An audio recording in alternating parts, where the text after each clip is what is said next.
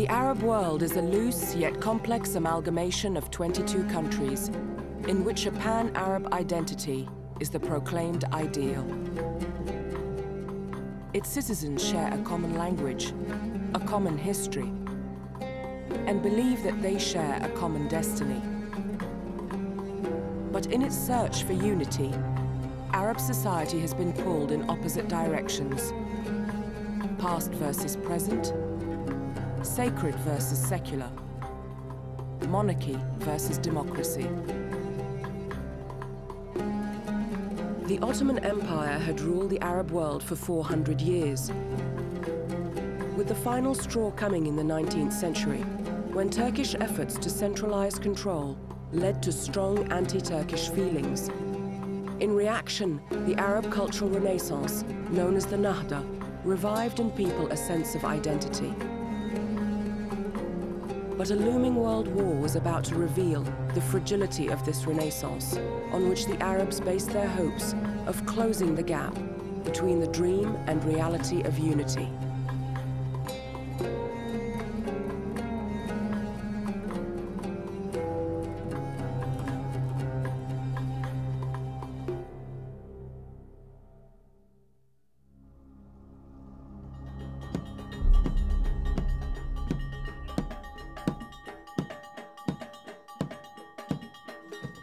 Arabic culture, music, song and language was given pride of place in the literary renaissance of the 19th century.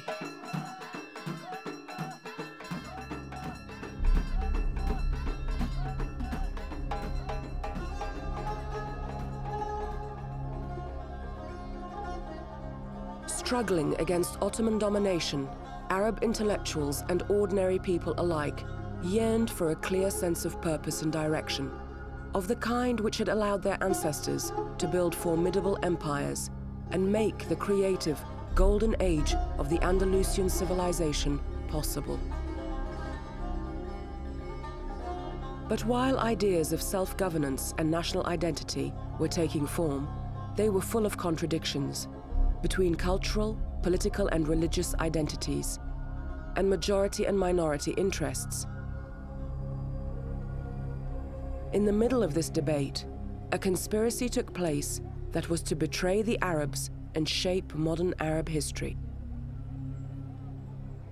In the middle of the First World War, a secret European agreement known as Sykes-Picot preempted the fall of the Ottomans by dividing the areas of their Eastern Mediterranean Empire into British and French so-called zones of influence.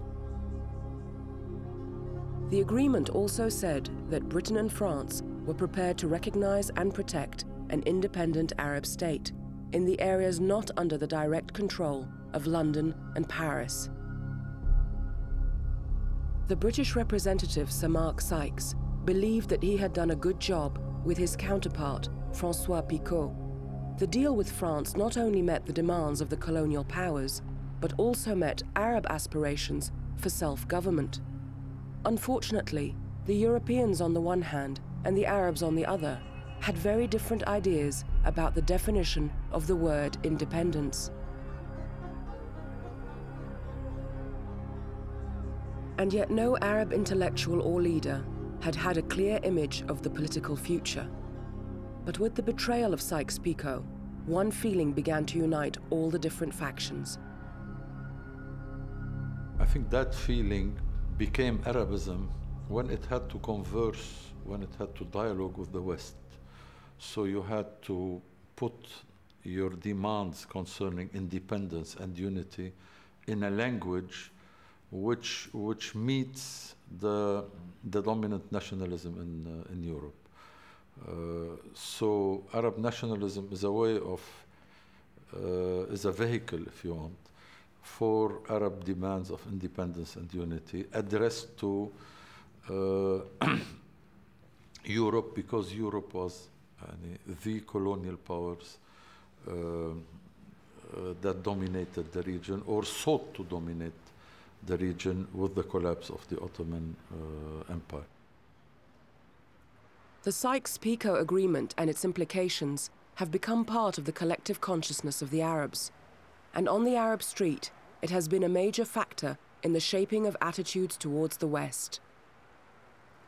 معاهدة سيكوس بيكو أسست على أن لا تقوم وحدة عربية بجميع الدول العربية. احنا لسه مستعمرين. ما في دولة مستقلة يعني إلا كل واحد تابع لدولة أجنبية.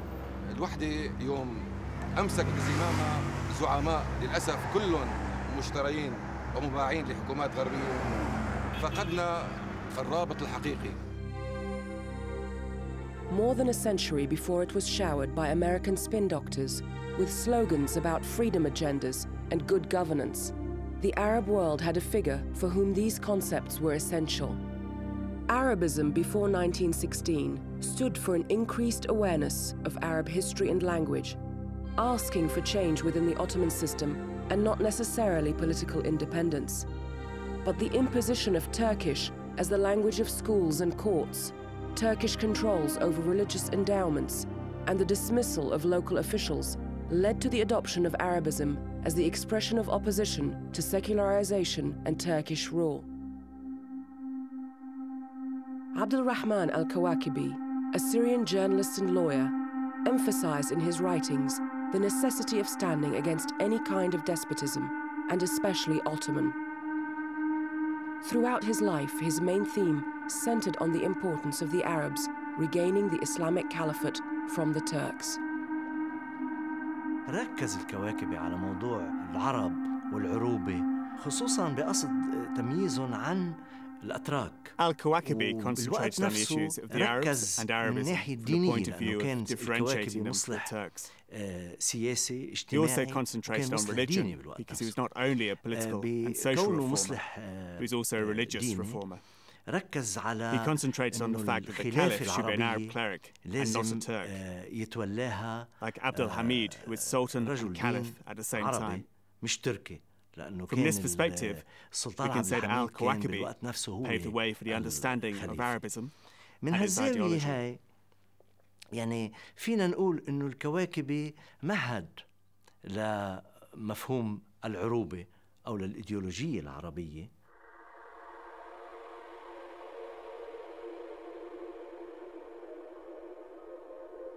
Al-Kawakibi saw the Muslims of his day as altogether ignorant that the glories of Islam were Arab contributions, from the Prophet and the language of the Quran to its first political community and its law. Of all the world's Muslims, in the Arabs, particularly the Arabs of the Arabian Peninsula, he saw distinctive virtues: solidarity, courage, loyalty, generosity, and resilience. He felt they were respectful of the principles of democratic exchange and equal rights. They fiercely guarded their liberty and independence and were least accepting of authoritarianism. Al-Kawakibi also thought that the Arabs of the peninsula remained practitioners of the purest form of Islam. He argued that non-Arab Muslims had corrupted Islam, expressing regret that non-Arabs, especially Turks, had embraced the faith. ركز على إنه يكون الخليفة. He focused on the principle that the Caliph should be an Arab Muslim from the Quraysh clan, meaning from the Arabian Peninsula, يعني من and from الجزيرة Mecca in العربية particular. ومن مكة تحديداً. Some modern scholars believe that Al-Kawakibi's ideas may have helped agitate the Arabs to ask for the restoration of the Caliphate, led by a member of the Quraysh clan, a descendant of the Prophet himself.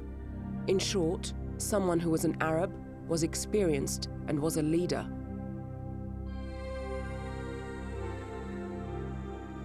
Sharif Hussein ibn Ali of Mecca appeared to be the answer. He was from the Quraysh clan, and he was custodian of the holy places of Islam, Mecca and Medina. A royal descendant of the Prophet Muhammad and the governor of the Hijaz region of Arabia, he had both the religious and political qualifications. Arab thinkers and leaders in Syria mainly contacted him, and they were seeking a leader to lead the Arabs against the attempt of the Turks to subvert the Arabs, to subdue them. When the Ottomans allied themselves with Germany during World War I, the British and French saw their opportunity to break the Ottoman Empire and control Ottoman lands. At the same time, the Arabs wanted independence from the Turks, but they would need support. And suddenly the idea of supporting Arab independence became very attractive to the British. Sharif Hussein and his sons were about to become leading figures of the Arab independence movement.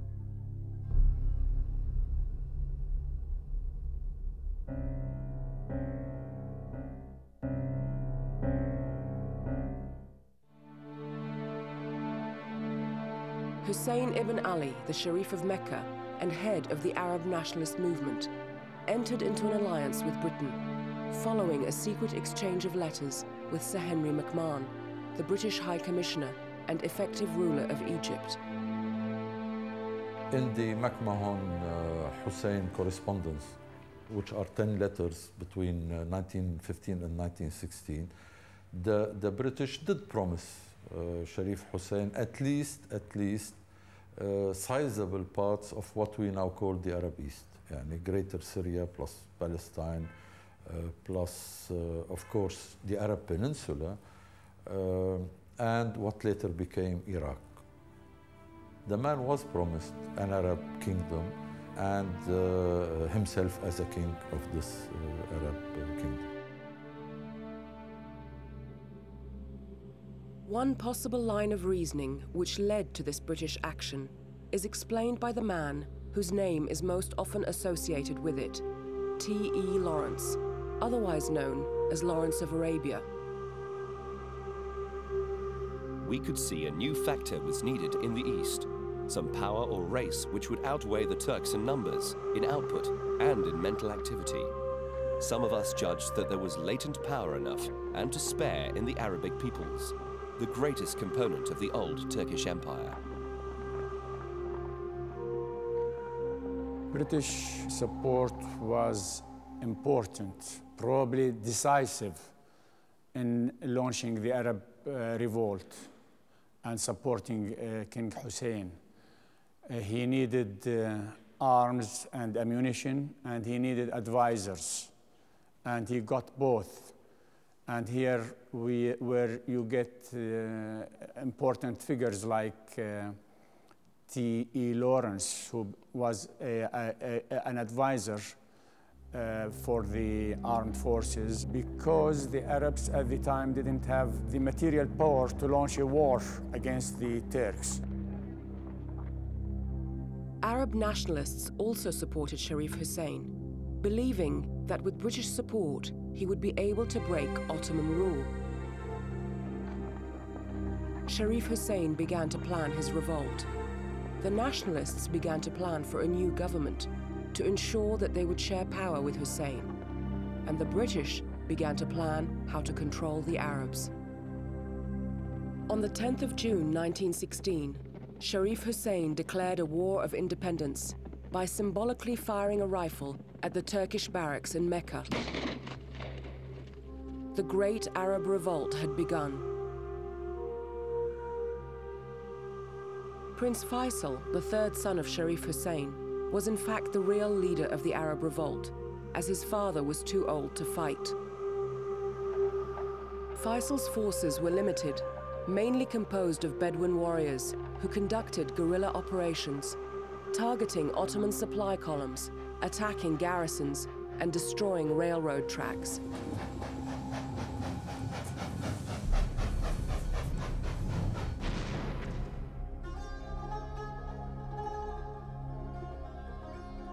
To the consternation of the Turks, the Arabs would disappear as suddenly as they appeared, hiding in the maze of the Rum Valley in Jordan. T.E. Lawrence, known as Orenz to the Arabs, is everywhere here. A water spring is named after him, and there is a carving of his head on one of the rock faces next to Prince Abdullah, Sharif Hussein's son and later King of Jordan. Lawrence's main role was to help Prince Faisal plan raids, in line with British strategy. He later wrote about his involvement in the Arab Revolt in a memoir entitled The Seven Pillars of Wisdom, named after a rock formation in the Rum Valley. The Arabs were portrayed as brave fighters who fight for freedom. They were portrayed as freedom fighters, which was great compared with the image they had retained before as a romantic image or people of black magic, something like that. So now you have the press portray them as freedom fighters who seek to liberate their country and who seek to unite their country. That remained for a while, I mean, just for a short while, because after that the image was changed. A brand new future awaited the Arabs. Unfortunately, it just wasn't the one they were fighting for. In the middle of the war, the British betrayed the Arabs with not one, but 2 secret agreements. Sykes-Picot wasn't the only clandestine agreement made about control of Arab lands. In the Balfour Declaration of 1917, British Foreign Secretary Arthur James Balfour promised Lord Rothschild, a leading British Jew, a homeland for the Jews in Palestine, laying the foundations of the future state of Israel. ملاحظ أنه في الثورة العربية الكبرى منعت جيوش الثورة العربية الكبرى أن يكون لها دور في فلسطين. What one notices in the Great Arab Revolt is that the Arab forces were forbidden a role in Palestine. I mean, when British forces arrived in Palestine, they were alone because they were thinking about the Balfour Declaration. The Arabs discovered this later. The Arabs believed they were allies and were on one path, one fight. The British planned from the beginning that the Arab kingdom did not include Palestine. That is, Palestine was outside the Arab kingdom deal. They العربية التي وعد بها الشريف حسين في مكة. Initially unaware of the betrayals surrounding them, Arab forces celebrated the capture of Aqaba, a strategic port town on the Red Sea, in July 1917. As the revolt progressed, the Ottomans began to execute independence activists in Beirut and Damascus.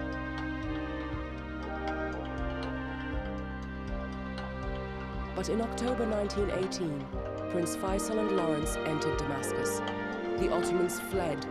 The Arabs had won, and the liberation of Syria was received with great celebration. Already proclaimed King of the Arabs the previous year, Sharif Hussein prepared to take the throne. But the Arabs were betrayed yet again, this time from an unexpected quarter. Sharif Hussein was also betrayed in his own part of the world, where the British had promised the Sauds to take over Najd and Hijaz. So not only he was not given an Arab kingdom, but his autonomous rule that was a tradition and accepted by the Ottomans, he was lost to the tribal coalition of the Sauds, yes. With British help, and he spent his last days in Cyprus, of all places. The Syrians, or the people, that is the people of Syria, present-day Syria, Lebanon, Palestine, and Jordan, elected representatives, congressmen, and they all voted for King Faisal to become the king of Syria, which means that there was a will. The people were willing to get rid of the Turks and to get united. They didn't want to replace the Turks by other rulers like the British or the French or the Israelis at a later stage. أعتقد أن كل التاريخ العربي المعاصر وجد في تلك الفترة، يعني الدول العربية الموجودة حاليا هي نتاج لتلك الاتفاقيات، يعني حتى التقسيمات والحدود الجغرافية الموجودة حاليا هي نتاج لاتفاقية سايكس-بيكو، يعني تقسيم منطقة اسمها سوريا أو لبنان أو العراق أو السعودية، كلها مرتبطة بتقسيمات سايكس-بيكو. ونشأة الكيان الصهيوني أيضا ارتبطت بوجود وعد بلفور. Sykes-Picot and Balfour have left very deep effects on the region. I mean, in addition to partitioning the region, it has created a set of regimes mainly based on ethnic or tribal or sectarian divisions. Prince Faisal was well aware of the tribal and sectarian divisions of the Arab world, and he had no problem recognizing the rights of Arab minorities, as long as he could bring them together in a single, united Arab kingdom. His vision was quite pragmatic, if you want. He was ready within his kingdom to accept an autonomous Christian zone in Mount Lebanon. He proposed the same scheme for the Jews in Palestine. And within this general Arab state, there would be a special region in Palestine, which would be a Jewish entity.